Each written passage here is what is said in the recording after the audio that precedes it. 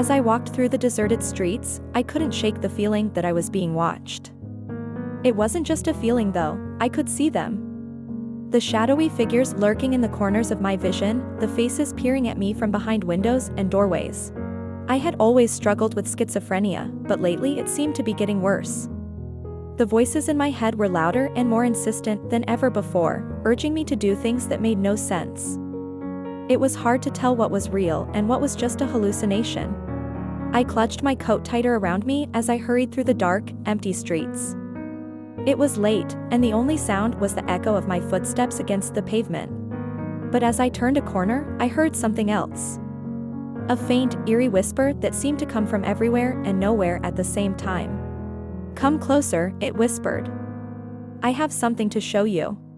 My heart pounded in my chest as I tried to run, but my legs felt heavy and uncoordinated. It was like something was holding me back, dragging me towards the source of the whisper. Finally, I stumbled into an abandoned building and collapsed against a wall, panting and shaking. The voices in my head were screaming now, telling me to run, to hide, to do anything to get away from the darkness that seemed to be closing in on me. But it was too late. The shadows moved, and I saw the figure standing in front of me. It was humanoid, but twisted and deformed, with glowing eyes that seemed to pierce right through me. And then it spoke, in a voice that was both familiar and unfamiliar. "Welcome home," it said. "We've been waiting for you." I screamed as the darkness consumed me, and I knew that I would never escape the horrors of my own mind. Home alone in my apartment. The voices in my head had been particularly loud and agitated lately, and I was finding it hard to concentrate on anything. I tried to drown out the voices by turning on the TV, but it only seemed to make things worse. The images on the screen seemed to twist and distort, and the characters' voices sounded garbled and distorted. I couldn't take it anymore, so I decided to take a walk to clear my head. I wrapped a scarf around my head to block out the rain and stepped out into the storm. As I walked, the voices in my head grew louder and more insistent. They were telling me to turn back, that something terrible was waiting for me out in the storm. But I couldn't shake the feeling that I needed to keep walking, that I was being drawn towards something. I followed the voices, walking through the deserted streets until I found myself standing in front of an old abandoned house. The voices in my head were screaming at me to turn back, but I couldn't resist the pull of the house.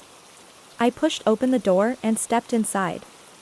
The house was dark and musty, and I could feel the eyes of unseen creatures watching me from the shadows.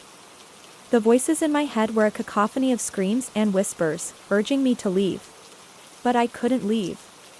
I was drawn deeper into the house, my feet moving of their own accord. I stumbled through the darkness, trying to find my way out, but the house seemed to shift and change around me. Suddenly, I heard a noise behind me and turned to see a figure emerging from the shadows. It was a twisted, demonic creature with glowing red eyes and razor-sharp teeth. I screamed and tried to run, but the creature was too fast. It lunged at me, its claws sinking into my flesh.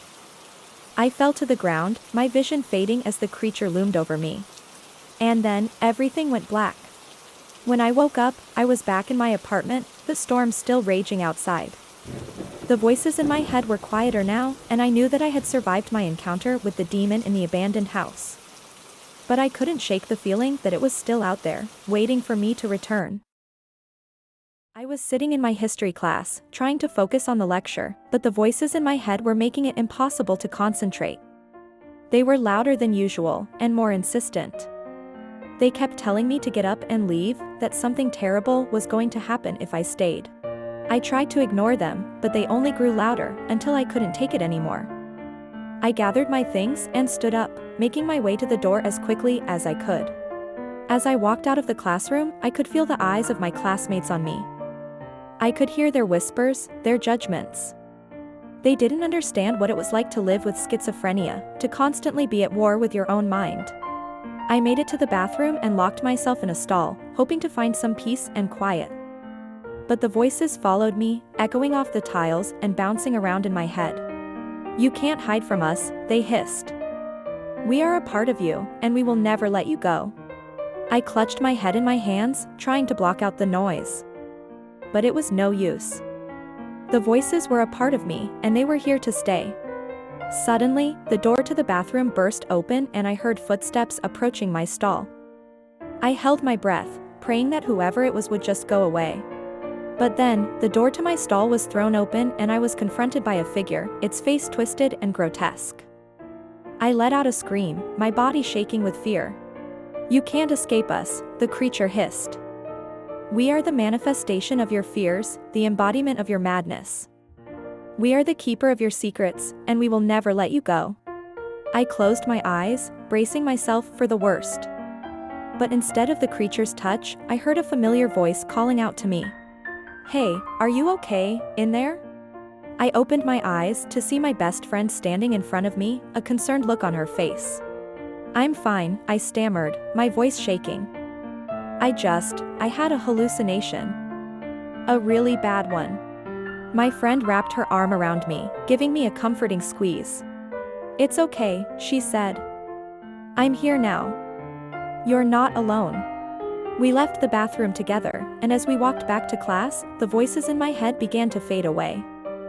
I knew that they would never truly disappear, but for that moment, I was able to push them to the back of my mind and focus on the present. I was grateful for my friend's presence, and I knew that I could always turn to her when the voices became too loud to ignore. Together, we would face whatever challenges came our way, and I knew that as long as we had each other, we could overcome anything. The end.